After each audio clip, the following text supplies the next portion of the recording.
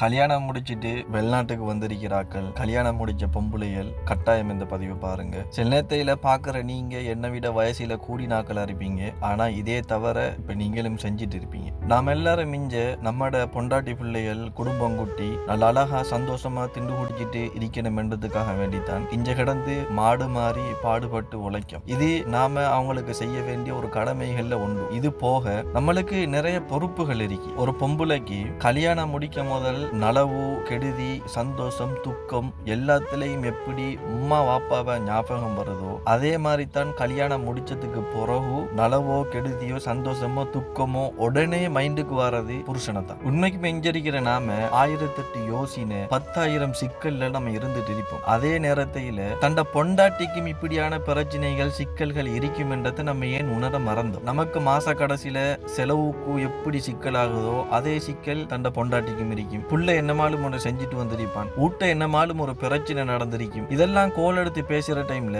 சில நேரத்தில பிஸியா இருக்கிற டைம்ல கோல் வரும், தூங்குற டைம்ல கோல் வரும். இந்த மாதிரி கட்டத்தில எல்லாம் நான் சிலாக்களை கண்டிருக்கேன். பொண்டாட்டிக்கு எரும மாடு கழுத முதலாவது எரும மாட்டுக்கும் கழுதைக்கும் வாழ்க்கப்பட்ட நம்ம யாரா இருப்போம்னு நம்ம யோசிச்சு பார்க்கணும். தூங்குற டைம் வேலை டைம் தெரிஞ்சும் அந்த கோல் வருதுன்னு சொன்னா ஏதோ ஒரு முக்கியமான ஒரு விஷயம் இருக்க போய்த்தானே அந்த கோல் வருது. இதை கூட நம்மளால புரிஞ்சு கொள்ள இயலாதா? ஒரு சிலாக்கள் லவ் பண்ற டைமுக்கு எத்தனை மணிக்கு மெசேஜ் வந்தாலும் எத்தனை மணிக்கு கோல் வந்தாலும் உடனே ரெஸ்பான்ஸ். கல்யாணம் முடிச்சு விஷயம் எல்லாம் முடிஞ்சுன்னு சொன்னா தூங்குற டைமுக்கு கோல் வந்தா தூக்கம், வேலை டைமுக்கு கோல் வந்தா வேலை, மத்த டைமுக்கு கோல் வந்தா கொஞ்சம் வெளியால போயிட்டு இருக்கேன் இல்லாட்டி பொடிய மாறுற ரூம்ல இருக்கேன். இப்படி ஒரு பதில். பொண்டாட்டிக்கு உழைச்சு கொடுத்தா மட்டும் போதுமா? உழைப்ப மட்டும் நாடி இருக்கிற ஒரு சில பொம்பளையாலும் இருக்கிற. ஆனா அது மிகவுமே குறவு. உழைச்சு கொடுக்கறது நம்ம அவங்களுக்கு செய்ய வேண்டிய கடமைகள்ல ஒன்று. இது போக நம்மளுக்கு நிறைய பொறுப்புகள் இருக்கு. அவளோட கொஞ்சம் மனசு விட்டு பேசணும். அவளுக்கும் 1000 பீத்தல் இருக்கும், நிறைய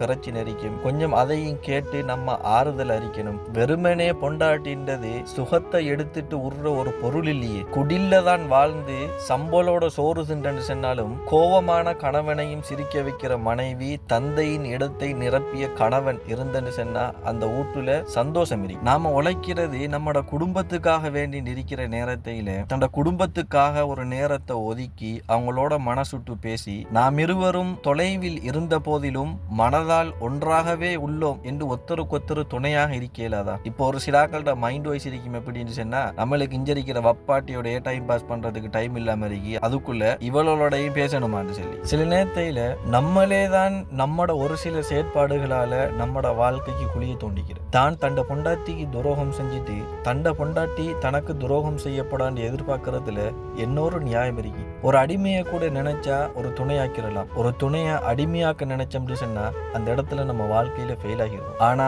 அதே துணையை அன்பு நேர்மைக்கு மட்டும் அடிமையாக்கலாம். கணவன் மனைவியா வாழ்ற நம்ம ஒருத்தருக்கு புரிஞ்சு நடப்போம். நமக்குள்ளுக்கு அன்பு மலையை அள்ளி கொட்டுவோம். இறுதி வரைக்கும் ஒரே துணையோடு வாழ்ந்து மரணித்து மறுமையிலேயும் அதே துணையோடு வாழக்கூடிய பாக்கியத்தை அல்லாஹ் நம்ம எல்லாருக்கும் தர வேண்டும் என்ற பிரார்த்தனையோடு முடித்துக் கொள்கிறேன். அஸ்ஸலாமு அலைக்கும் வரஹ்மத்துல்லாஹி வபரகாத்துஹு.